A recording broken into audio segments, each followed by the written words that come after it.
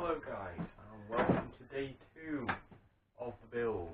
This shed is very unfinished. It is going to be my permanent work shed, but at the minute, yeah, it's just not done. But I haven't got time to get this done before I need to get the shield done. So, I'm making it in the unfinished place. I mean, I'm still going to be nice and dry. It's got a roof on it, but not the best conditions I could be asking for. Now, one thing I will say is yesterday, after I was doing other things, I was thinking about this, and this is like obviously both sides, but something occurred to me. Jaune keeps his sword inside of this, right, when it's in the sheath form, but also we can keep it inside of it when it's just in the big form. And that made me think, hang on, what if I want to do that? What if I want to keep my sword in there when I'm not using it? Like it's a real thing in the show, which would be really useful in real life. Now, if you've seen Volume 4, you'll know that at some point Tyrion gets on Jaune's shield and basically hangs off it. I want my shield to be strong enough to be able to support Harry's weight for him to be able to do that.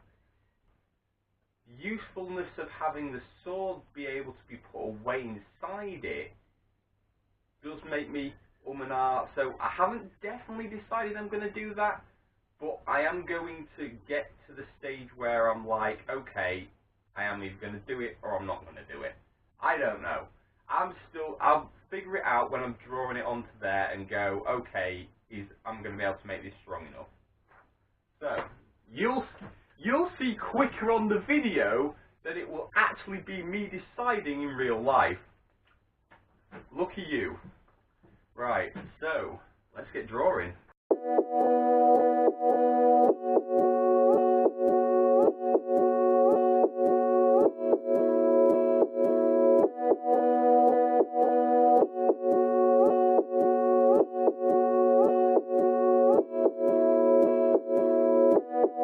Okay, I made a decision while doing that.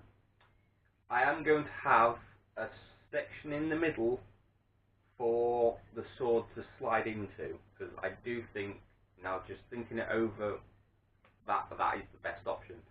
So, there's a little change of how I was going to do it. So, removing this section, which is where the sword will be, means I only have two pieces like this.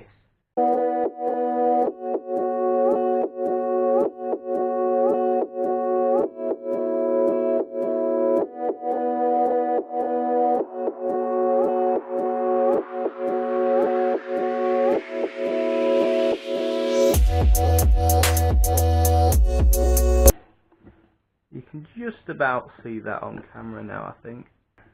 So, now what I'm going to do the other side. So there's both sides of it done. So the middle bit wants to be hollow, and this is the centre core. So that literally now is the case of just cutting it out. I don't know what tools I'm using to do this. Here we go. I hope this doesn't go wrong.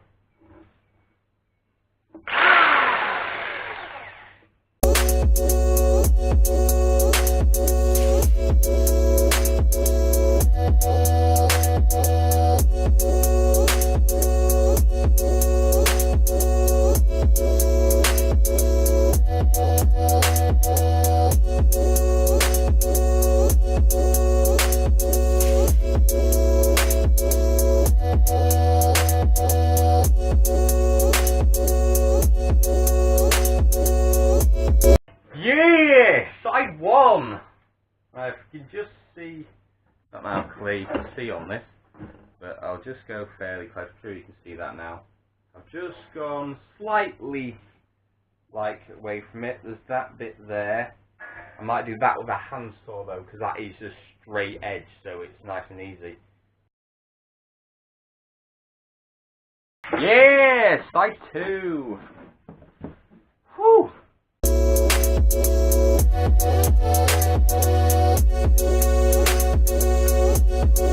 Okay guys, it's clamped in the bench, it's clamped on the top, so obviously I'll do one side then do the other.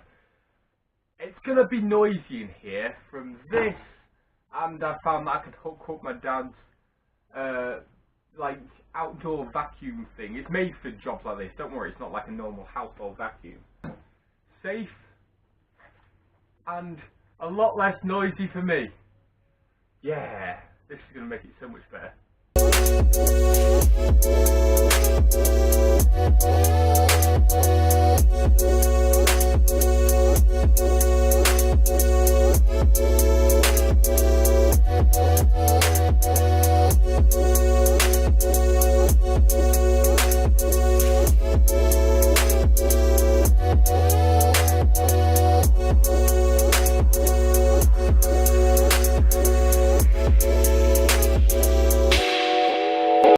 I'm assuming you saw that. Yeah, I'm not exactly sure what went wrong then, but it wasn't good.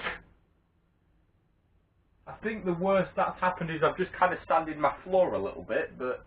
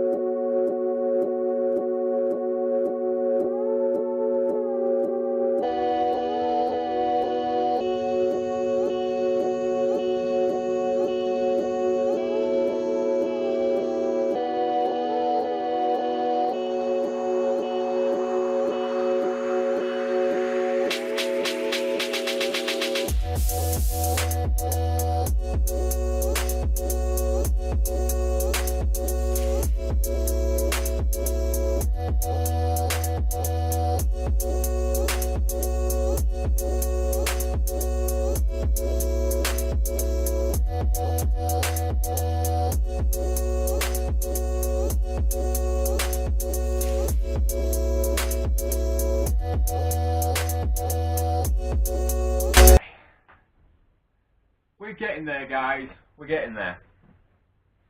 Just do that side now. If you're wondering why I took the glasses off, was one, there wasn't barely any dust coming out, which is because of the Hoover, which is a very good thing. And they fogged up almost immediately, like when I was wearing them, probably because it's so hot. So I barely couldn't see a thing. So, like, wearing them was probably more dangerous than not wearing them, in my opinion. But anyway.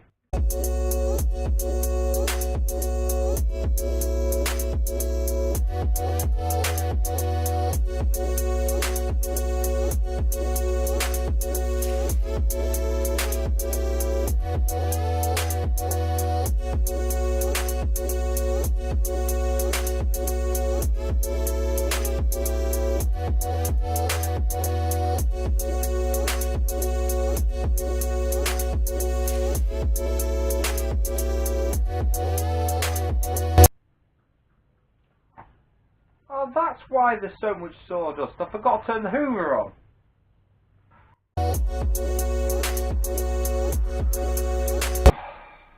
Hello to anyone watching this video. Sorry about wherever me sanding cut off or anything last time. The video, the camera ran out of like space to record on, which is a first. Has never happened to me before. So I've had to transfer all the footage and then bring you what you're seeing now. So it just needs a few more sanding down to get it to the lines that I drew on earlier. That may take me a while, and I don't want to run out of film footage again, and it's just going to be more footage of me sanding, which I think we can all say we've had enough footage for a lifetime of me sanding. So I'll come back to you when I've done this section, and then I'm not even sure what the next section is after this. I'll have to figure that out while I'm doing it. So, see you now. Okay, this is the next phase. So, we've got our two bits of wood. You see that's what the template is saying those sides. Now, if you recall, I think I showed some footage, I cut off the middle section, which is going to be the inward gap where the sword will fit. That is for both sides, like so, where that's going to be a void. But for the next section, I now have just got some wood, because I realised I didn't have any. So, first bit is decoration but also strength. There's a line here, which is the very last, I don't know what you call it, but because Jaune Shield collapses in itself, so it goes in layers. Well, that is the very edge layer, and the very edge layer is going to be this actual wood.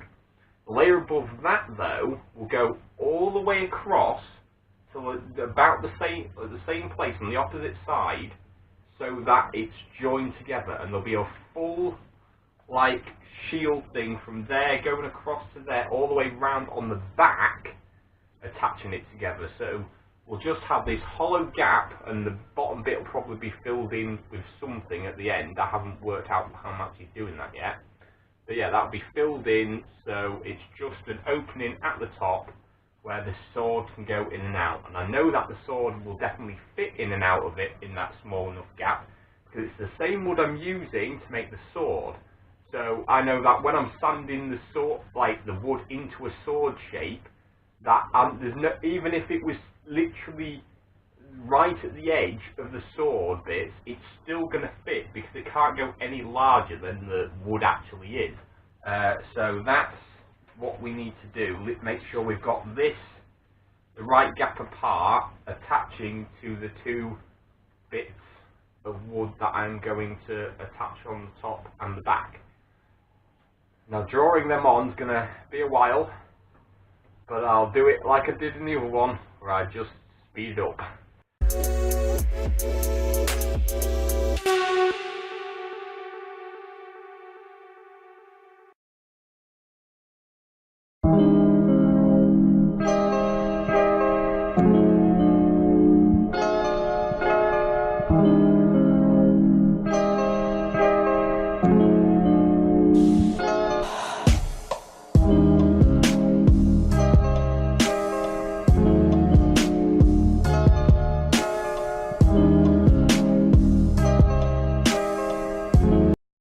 Right guys, here is what we have just done, and so this is, like I said, the drawn out version on the thin bit of wood. This will be the back piece because it doesn't have the bits missing on the end. So what I'm going to do now is, and I'll time lapse this, is I'm going to stick using PVA grab them, this piece in wherever the right place is, and this piece onto it. Let's go.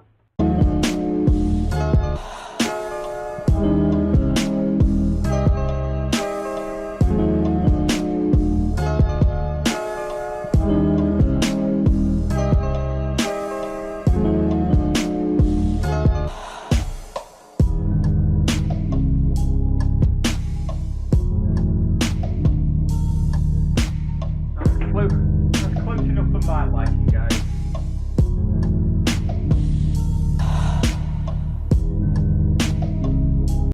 So, now I've got to leave that to dry. So, it's pretty late as it is now. I don't know how long this takes to dry, but it's probably going to be at least 24 hours before I even come back to look at this.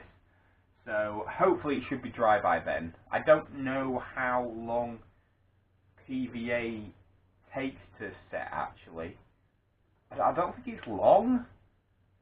And if tomorrow is anything like today, in that it's going to be hot during the day, and I measured in, well, saw on here that the temperature got up to 32 at one point in this room, then it'll definitely dry. So, yeah, I'm going to leave that for at least 24 hours. Hopefully it should have dried by then, but if I'm unsure about it within 24 hours, I will leave it longer. I will leave it another 48 hours if it has to be. But yeah, hopefully dry by tomorrow. So I guess this is the end of day 2? Yeah, it's day 2 in it. Yeah. Right. See you in day whenever I come back for this.